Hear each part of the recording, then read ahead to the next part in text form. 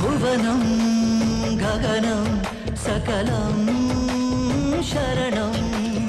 अखिलं निखिलं शिवने शरणम् उसिरनु कायಲು ಹಸಿರನು ನೀಡಿದ ಇರುಳನು ನೀಗಲು ಹಗಲನು ನೀಡಿದ ಶರಣು ಎನಲು ಇವನು ಒಲಿದು ಬರುವ ಎದು